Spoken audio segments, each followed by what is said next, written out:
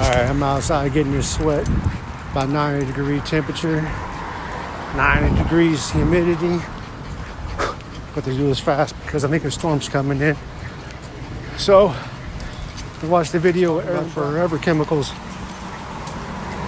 Talking about smaller penises, lower sperm counts, birth defects in women. So, are you going to let these people manipulate your life? Or are you going to be proactive? Only way I know how to get rid of these chemicals in the water, your drinking water and your cooking water, is through a water distiller.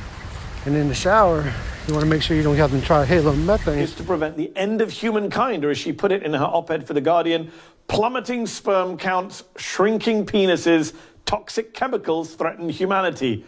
Yes, I know, with that headline, you want to know more. Well, this week, Brockovich testified in front of the House Appropriations Committee and gave them an earful about families living near military bases that are swallowing dangerous chemicals in their water. People have contacted me for years about polluted military sites. Many of them have tried connecting with their local officials, but no one was willing to help or listen or answer their questions. Who are they supposed to turn to for the answers that they deserve? The law clerk turned environmental and health activist joins me now. She's the author of the book, Superman's Not Coming, Our National Water Crisis and What We the People Can Do About It. It's coming out in paperback. Erin Brockovich, welcome to the show. Thanks so much for coming on. Thank you for having me. It's nice to be here. Lovely to have you here. You've been an advocate for years now, an activist. We're now learning that these so-called forever chemicals in our drinking water, the situation is worse than previously thought. What are forever chemicals? How bad are they? Who are they affecting? Well, they're synthetic chemicals, so they're man-made, and the reason they're called forever chemicals is because they are very pervasive in the environment, very difficult to get out of the environment, and live a long time in the human body. So it's the PFC, which is a perfluorinated compound group of chemicals. There's about 3,000 of them in there. FOA is one you would know as Teflon. AFFF, which is firefighting foam, you would recognize. PFASs would be Scotch guards. So think of anything, tanneries, textiles, furniture, Teflon pans, firefighting foam, it's all part of that chemical. So who are these chemicals mainly affecting, and how can an everyday person watching this show, how are they supposed to keep their family safe from them? Well, these chemicals have been affecting everybody for quite some time. I think that's the thing that's the most frustrating is, again, a situation occurred where this chemical has been in the environment for decades, and then you wait for science to catch up, only to learn out that it is everywhere. It is definitely through land application becoming a huge issue across the country as it gets into water supplies, aquifers, well waters, municipalities. And the problem that's so disturbing is that unbeknownst to millions of people for many years, they've been drinking this contaminant, and we're just now finding out about it. Science is definitely still catching up with all of the different potential diseases associated. They're very comfortable on their science with the high blood pressure, with thyroid. The infertility in the endocrine system is really getting to be very strong with the science, and testicular cancer.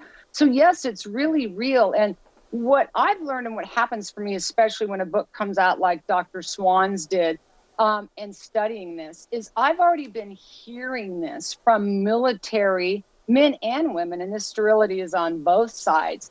And in the communities that I'm working in throughout the United States that have been contaminated with this water through well water, are already getting results of infertility. So it's happening and it's real. And it's just something that we really, you know, I know it's dark, and I'm just as perplexed. You know, here it is 30 years on, we're still having this environmental conversation.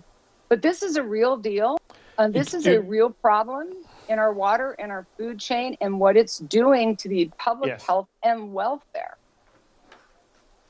Well, I knew very little about it, so I'm glad you're raising this issue. And of course, you're someone people know as an activist. I have to ask, how did you get into activism? How did you become the Erin Brockovich that the world has heard about for so many years?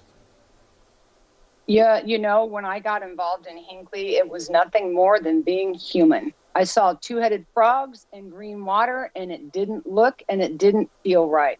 I saw people explaining to me their health issues, diseases. They were scared. I took a look at my environment around me, and the trees were dying. The animals were covered in tumors. And I became an activist just because I'm a human. And I thought what was happening was wrong.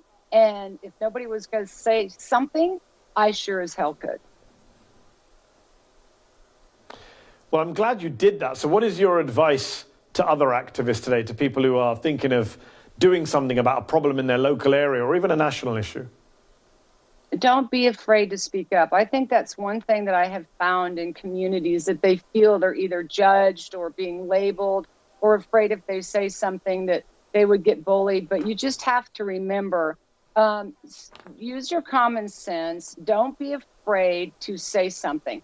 And maybe you weren't right, and that's okay. That's one thing I'm not afraid to do. I'm not afraid to tell you if I was wrong, but I never want to be in a situation where I certainly thought something was going wrong or someone was being harmed, and I didn't make some effort to speak up. So get behind yourself, what you're living and experiencing, and don't be afraid. You don't need to react. Don't assume someone else is taking care of it, but be proactive and be involved. And one last question I have to ask you. Given how big that movie was, Erin Brockovich, given Julia Roberts playing you at the time, does that help you now when you're trying to lobby lawmakers or big corporations? Being Erin Brockovich, does that help you get your foot in the door in a way that maybe other activists might not be able to? Yes and no, and that can be a good thing and that can be a bad thing. But the film, I'm so proud of it. And, you know, Erin Brockovich isn't about me. It's about every single one of us. And every single one of us are out here facing the perils of climate change and great water issues. It's no joke. And I believe in every one of us can rise up just as we did in Hinckley. And we're going to have to fight back for what is life, and that is water. I believe that we can do it. And I'm very proud of the film. I can't believe it's, in a way, feels a little more relevant today than it did back then. But I'm certainly proud of the film. And it was a platform that helped get a very important message out. Well, you should be proud. It was a great movie. Your campaign was a great campaign. And I'm glad you're still speaking out. I'm glad you're still holding the powerful to account. And I'm glad you're able to join me on the show tonight. Thank you so much, Erin Brockovich. Thank you for this opportunity and sharing the message.